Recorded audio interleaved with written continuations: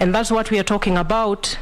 Our producers, our manufacturers, it is high time that we take responsibility right from the source of where we are manufacturing our goods and services, our goods particularly, to make sure that our manufacturers take responsibility. If it is a bottle of plastic, water bottle, we have banned plastics, single-use carrier bags and the flat bags. There has been a modification because of certain packaging which are allowed upon licensing. But really the direction we should be looking at is, because plastic is a petroleum product, and they contribute to a very high release or emission of greenhouse gas emissions in this country. And we need to get into a serious discussion. I know it has been very controversial and a lot of resistance from here and there, but we need to get into a serious discussion where between the national government, the county governments, the private sector, non-state actors, to know that whatever directions that we need to take, they may be hard and painful, but that is what we must do in order to save ourselves from the choking of the waste that we are seeing. So I think circular economy is the way to go. And when we start with the basics of how we handle our waste right from the domestic level to the waste service provider, to the county governments in terms of how to deal with our landfills, which are an eyesore everywhere. The Dandora landfill that we have here. We have countless young people, and for lack of a better term, I would call them the landfill community. Young people who are always scavenging and ravaging through the land, the likes of Dandora dump sites. We can convert that into an economic, an income-generating activity for them in collaboration with recyclers and different players to have our country move from linear to circular economy. On the question of carbon credits, my take is that we have a huge opportunity lying under the carbon trading practice. We might not have explored it to our greatest potential. The first place to start is to start with a policy on carbon trading, and being that we are having a discussion here with the parliamentary committee, I think it's a direction that we need to take, because as we talk about climate action, we must explore alternative sources of funding. Because when we talk about, they call it the just transition, for example, going 100% green, it calls for resources, it calls for technology, and carbon trading is one source of, potential source of funding that we need to explore. I know certain entities like KenGen are already successfully trading in carbon, and certain non-governmental organizations. We have a lot to learn and to actualize this, because it is possible for us to do this. Honorable Lesuda, Kirisia forest actually is a very good example of communities taking part in contributing to restoration of our natural resources. The participatory forest management is a very potent and important consideration, particularly with regard to community forests, which are under the county governments, either through the PELIS process, where with close monitoring, awareness creation, and good collaboration between the Kenya Forest Service and the communities organized through community forest associations, this is possible, where then we will be having a symbiotic relationship between the government in terms of communities participating in enhancing our tree and forest cover, while at the same time getting tangible benefits from forest resources. The question of corruption, it is real, and the President has made a clear declaration of a very ambitious tree planting exercise, which I think is the way to go, and an increase of funding to the Ministry of Environment. I will be keen, as the Cabinet Secretary once confirmed, charged with this very critical docket, to make sure that there is strict adherence to the the procedures that are there to make sure that we have proper accountability and proper use of resources. And we will be moving from tree planting to tree growing. So we have to come up with a sustainable model where we are not planting trees and moving away, but growing, including how the trees will be nurtured to maturity. And I want to promise Kenyans that under my watch and guard, there will be tangible and visible results in this area. Again, we have KEFRI, KEFRI is involved with a lot of research into making sure that even as we embark on tree planting and tree growing, we will be doing species matching, so that we don't do haphazard kind of tree growing across the country, making sure that different ecological zones are matched with tree species that can actually thrive in the particular areas. Honorable Gikaria, yes, climate change is real. I have said that, and this is a matter that we'll need to look into. Your question is closely linked with that of Honorable Bayer, to make sure that as we run to embrace climate action, we must match it with the need to take care of the livelihood needs of our communities and our people, and particularly with the question of rising lakes and drought and all these other adverse effects. So yes, it is something that I will take up to look into it, to make sure that we have a comprehensive plan, so that we don't focus so much on achieving a reduction in our greenhouse gas emissions while Kenyans are suffering in the process of the approaches we are using.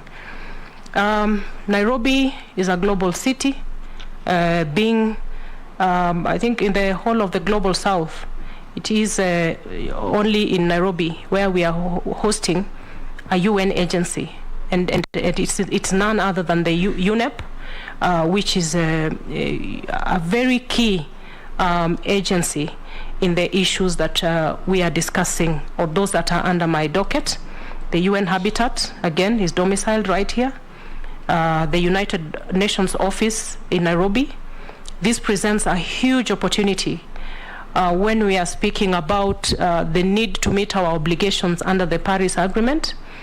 I will be, once confirmed, taking proactive steps towards establishing a working modality with these very strategic UN agencies within our reach, in order to realize our vision and ambitions around climate action and environmental protection.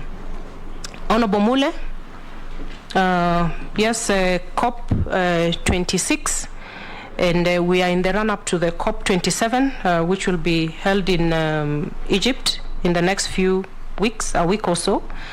And you have raised the question about, how we will make sure that the land use plans that are being,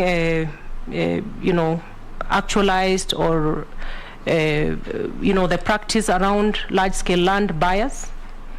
This is an issue which will require an interministerial approach.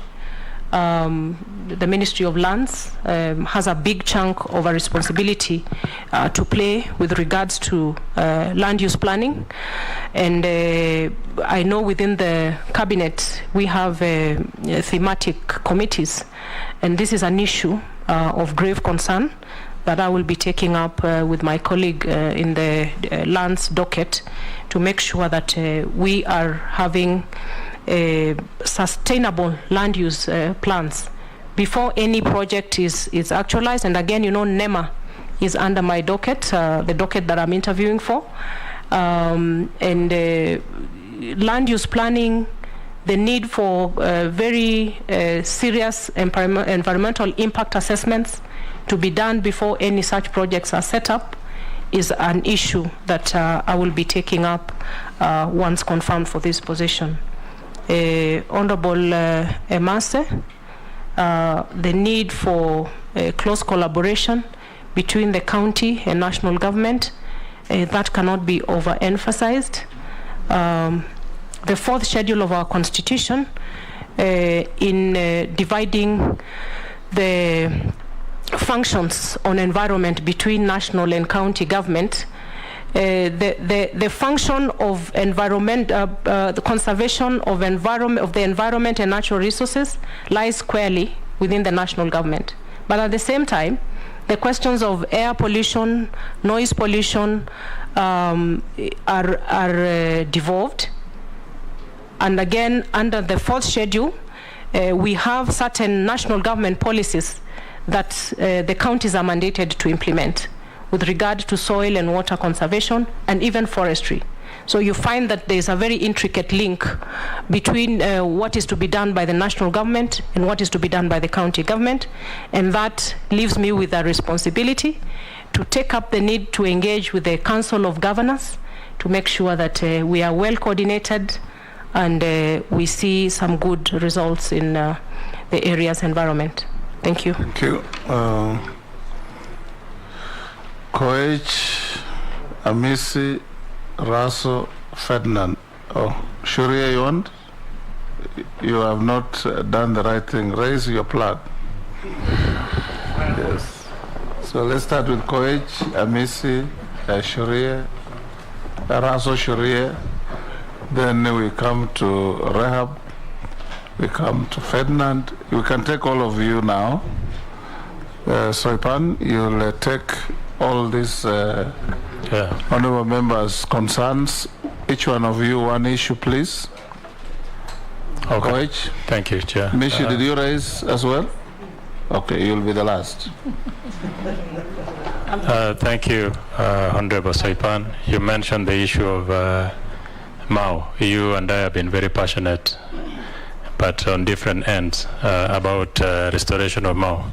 First of all, it's done now. It's been restored, and the fencing, and we fully support it.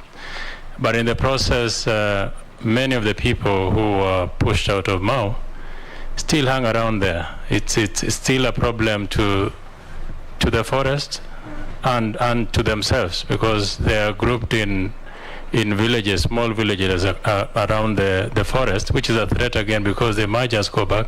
And I think it is important that we find a long-lasting solution, either which is going to be interministerial, to relocate all those who were evicted out of Mau in a more neater way than the way it was done before. I would like to know your take on this, Madam Soipan. Thank you, Chair. And Chair, allow me to say this. We normally rebuke and demolish corruption and scoffs at those culprits, but we never praise and honor those who keep their hands off the public offer. And you can see from this file, there's no any matter of corruption raised against the nominee, and for that I want to praise you for that. And I hope you will continue keeping your hands off the public offers. You are not going to be assimilated. Over to that, my question is, of course, that this docket you have been given, you are going to be at the center of climate change. Climate change has become the global discourse. Each and every president at the UN address is always on climate change. Can you help Kenyans understand the various protocols and agreements, right from the Kyoto Protocol, the Paris Agreement, all the agreements that Kenyans has, and the success of it as a country? Raso. Thank you very much, Chairman. Honorable Soipan, congratulations for your nomination. My question is on conservancies. What is coming up in recent times is individuals, groups, and NGOs are coming up with conservancies whose management falls outside the realm of government. And yet we know KWS and KFS are the two bodies that are vested with conservation, both physical and otherwise. What is your take in terms of having a centralized management system in terms of achieving synergy in conservation? Also on the same, Marsabit Forest and Marsabit National Park actually is the only park in the county of Marsabit. But yet currently we are experiencing the issue of animals straying outside the park and destroying people's properties and shambas. But the Act 2015 that was passed in the 11th Parliament was supposed to provide compensation. So do we still believe in that act if it cannot be enforced? Thank you, Chair. Sharia. Chair, I'll pass. My question was asked by Thank you. Mheshimiwa. Thank you, Chair. You should emulate Sharia. Okay, Chair. My concern is about the rapid population growth in our urban cities. What will you do to ensure sustainable use of the environment and natural resources? For example, in your county, Kajiado, if you go to Kitengela, you'll see that the residents and the manufacturing, they are next doors, and many children are developing chest and respiratory problems. I don't know what you are going to do. I think I need to hear, because I think I would suggest you work with the county government. They do proper planning. Thank you. Ferdinand, the Honorable. So Ipan, congratulations for being nominated for this position, and I think from what you have presented today, I want to say congratulations too, because you seem to understand the ministry, the problem of the ministry, and where we are. If you keep it up like that, I think the problem we have in this country will be a problem of the past. However, we may do so much as a country, but our neighbors, what mechanism are you going to employ to bring the cooperation between Kenya and the neighboring states, particularly the West, so that whatever we are doing here is actually copied elsewhere? Because climate change, I think, is basically a frustration out of you. We may do so much, and from what you are saying, then of course our neighbors don't do anything, so we just back to square one. So what are you doing? What are you going to do to be able to cooperate with the neighboring states? Because of the world in which we are today, seriously, actually, we just have to do something. But I think you are up to the task. Thank you. Good. That's just a comment. Well done. Thank you. Thank you, Chairman. Mheshimiwa Soipan, let me hear your views as regards riverine afforestation, because we seem to be blaming climatic change for our rivers drying up, as a result of which population does not have water. Many of the rivers are now dry. They either be restored through massive afforestation, or we will just forget about ever having permanent rivers in Kenya. Number two, what about sand harvesting? Another man's destructive activity, which is happening across the country. When these rivers dry up, people descend on them to make wealth by harvesting sand and selling it, as a result of which the problem deteriorates. What are your views on this? Posing. Thank you, Chair. Honorable Soipan, I would like to hear, and many Kenyans would like to hear, what will you do that will really be like either a change or something new or something that will go into record that you came and you did when you're not the Minister for Environment, if this Parliament approves you. I'm taking an example. If people were to talk about the late Michuki, they will remember Nairobi River. Your predecessor, people will remember about Mao. So what will you be remembered as Honorable Soipan having done? I don't think if these international meetings and so on will make you a name.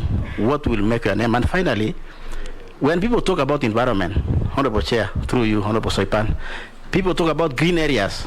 They talk about Mount Kenya, come to Mao, come to Nairobi. What about the drought that is going on now in this country? What is the relationship between that and also and environment? And when will the Minister for Environment will be known in the entire area from Lodwar to Tana River? Thank you, Chair. Thank you, the Honorable. Thank you. Oh, sorry. Thank you, Chair.